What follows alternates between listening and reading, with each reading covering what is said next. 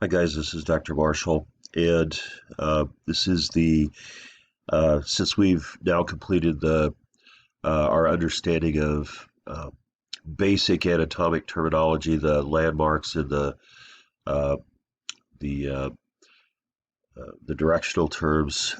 We need to learn about skeletal anatomy before we can learn how to investigate death. Okay, so in this next set of lectures or discussions, we're going to talk about the skeletal system, and this should go fairly quickly. Each one of these should be a short little thing, so we'll make them do fairly quickly after you get them. So anyway, this first one is the discussion on general divisions of the skeletal system. We want to uh, make things a little bit easier for us to remember. So we're going to come up with a scheme about how to try and remember these things.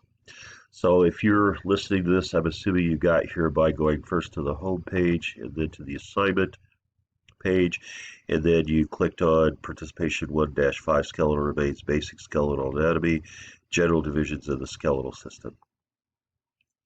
Okay, so if you did that, you'll read through the description here and find out that you need a worksheet, and you click on the Nearpod and the Nearpod will come up and we'll work our way through the Nearpod. So go ahead and join your lesson. You have to type your name in. And so what I'm saying here is, to begin with, to introduce this, as with most things, we'll try to take complex and broad topics and break them into manageable pieces that we can easily connect to each other for more effective learning. The skeletal system, we'll take the skeleton and divide it into two major groups of structures, as we'll talk about below. And the goal of this is not to provide a beautiful, anatomically correct masterpiece, but just to create a simplified visual breakdown of the main functional parts of the skeletal system. So go to the next slide. So within each of the two major groups, we'll have three more functional subgroups. Okay, so we're going to categorize the skeletal system by sort of by function, but sort of by anatomy at the same time. And we'll be able to sort of connect these to each other in a logical fashion. And when we finish, we'll have 6 groups of skeletal structures that will be much easier to handle, broken up in this way. So this will be the outline of the divisions that we'll talk about, just to give you some information here.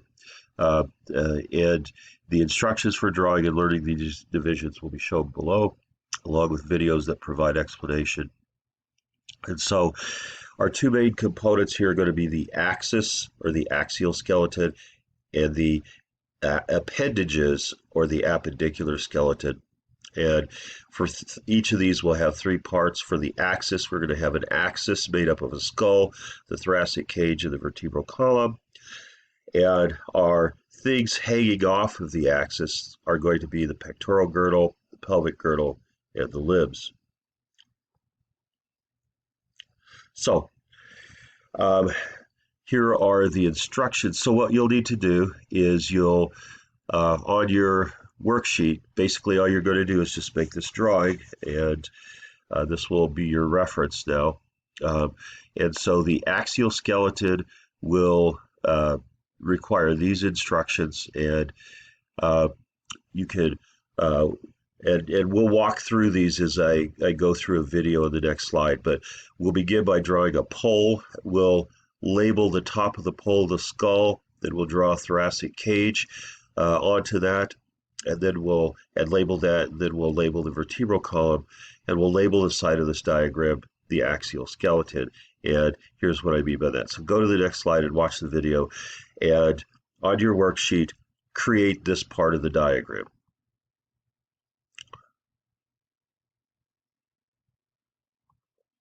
Okay, so this is the basic drawing of the axial skeleton. So we start with the axial skeleton first.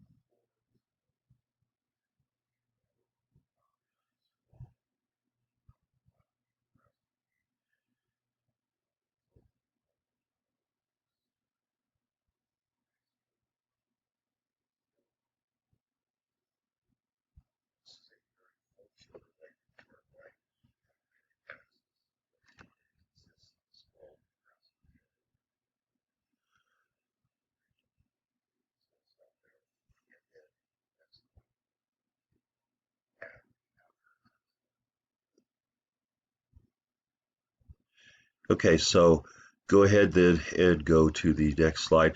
Make sure that your drawing is complete to this point. Again, this is the core or the axis of our skeletal system, the skull, the thoracic cage, and the vertebral column. That's our axis. Then in the appendicular skeleton, we're going to begin at the superior end of the sternum. We'll draw a pectoral girdle into that. At the inferior end, we'll draw in a pelvic girdle, and then we'll attach limbs. So go to the next slide and see the video of how to complete this drawing.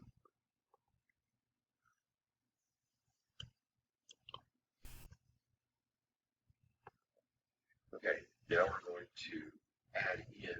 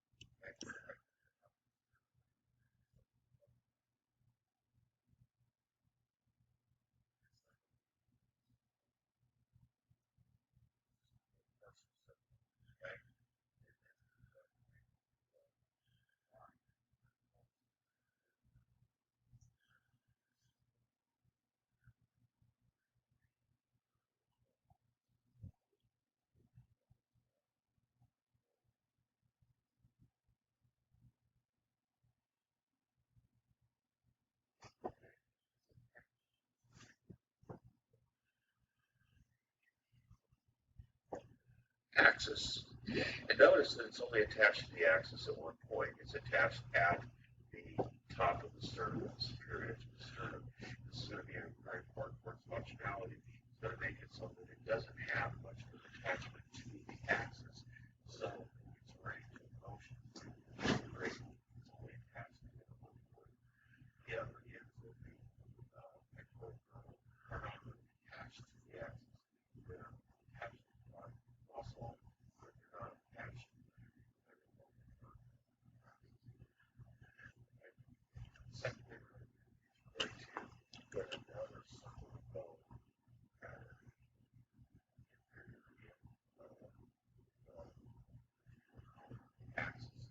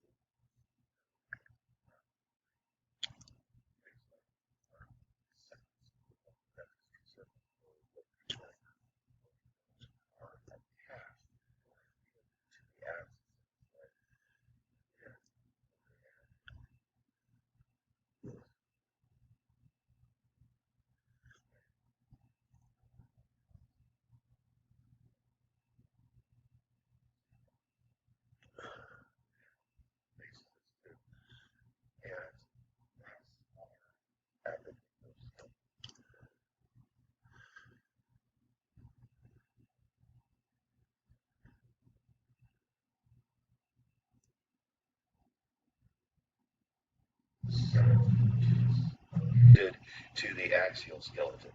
So we've got two major divisions, the appendicular skeleton, the axial skeleton, and we've got six subdivisions of the axial skeleton. So we've got the skull, the breast, and none of the arteries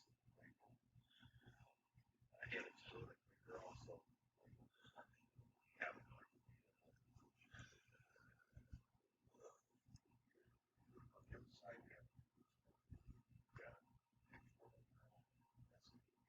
Upper appendix, okay, the upper one is the range of motion.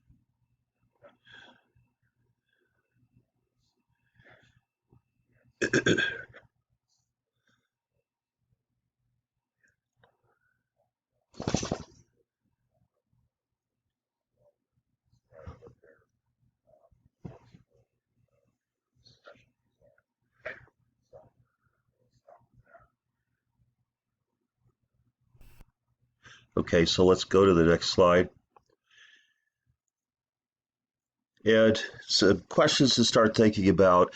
You don't need to know the answers to these yet, but just start to get an idea in your brain of how to start thinking about range of motion versus stability, and how the skeletal system uh, uh, works on this anatomically. And the question, how does the range of motion relate to stability?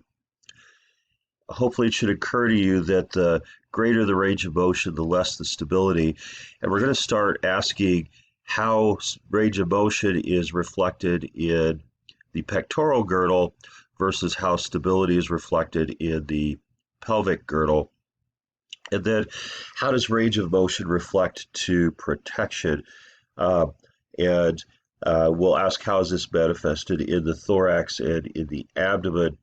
Uh, uh, how does the limitation caused by protection affect the range of motion? The more protected I am, the less range of motion I have. So start thinking about that. And this is the end of this video. Actually, there won't be a second one. This is all of it for this discussion.